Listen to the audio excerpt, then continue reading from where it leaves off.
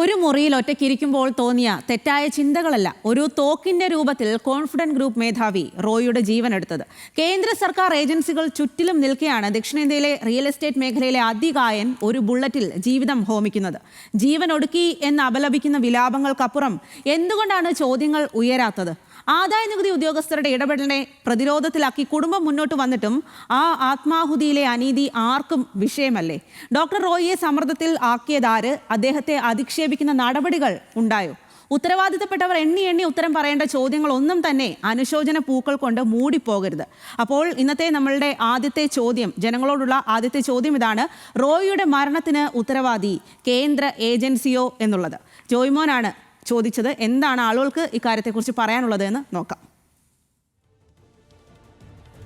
വ്യവസായം confident group ഉടമയുമായ CJ Roy ഇന്നലെയാണ് ജീവനൊടുക്കിയത്.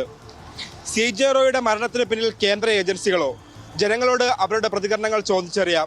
എങ്ങനെയായാലും എന്തെല്ലാം നമ്മൾ ആത്മഹത്യ ശരിയാകാൻ പാടില്ല. പുള്ളിക്ക് അത് ചിലപ്പോ തരത്തിൽ മനസ്സിന് താങ്ങാൻ പറ്റാത്ത രീതിയിലുള്ള ഈ പറഞ്ഞ റെയ്ഡും കാര്യങ്ങളൊക്കെ അത്രയും ഇതായിട്ടുള്ളതുകൊണ്ടായിരിക്കും ആത്മഹത്യ.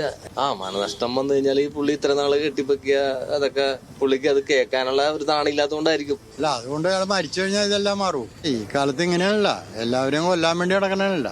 ഇടിയും അയാൾ നല്ലൊരു വ്യക്തിയായിരുന്നു. സാധാരണക്കാരുടെ കാര്യം അതിലും വലിയ മോശമാണ്. ഇപ്പൊ നമ്മളാണെന്ന് ആലോചിച്ച് നോക്കി, നമ്മുടെ ഭാഗത്ത് തെറ്റില്ലെങ്കിൽ നമ്മൾ ആത്മഹത്യ ചെയ്യേണ്ട കാര്യമോ? സമൂഹത്തിന് മുമ്പിൽ നമുക്ക് പിടിച്ചു വെക്കാൻ പറ്റില്ല. ലാസ്റ്റ് ഓപ്ഷനാണ് ആത്മഹത്യ. ആത്മഹത്യ ഒന്നിനും പരിഹാരമല്ല.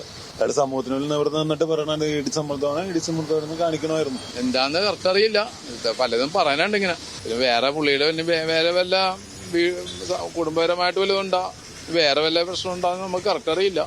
അത് വരും ദിവസങ്ങളിലൊക്കെ അറിയാൻ പറ്റുള്ളൂ. GST പ്രശ്നമല്ലേ, ഇനി അതിന്റെ വല്ല പ്രോബ്ലം ഉണ്ടാ അങ്ങനെ അറിയില്ല. അവര് കറക്റ്റായിട്ട് പോണ ടീമാണെന്നാണ് പൊതുവെ പറയണത് എല്ലാവരും. ചിലപ്പോ ഇടിയുടെ തന്നെ ആയിരിക്കാം, അതുകൊണ്ട് തന്നെ ആയിരിക്കാം പുള്ളി അങ്ങനെ ചെയ്തത്. കൊച്ചിയിൽ നിന്ന് ക്യാമറമാൻ ജെറിനൊപ്പം ജോയ്മോൻ ജോസ്, ന്യൂസ് മലയാളം.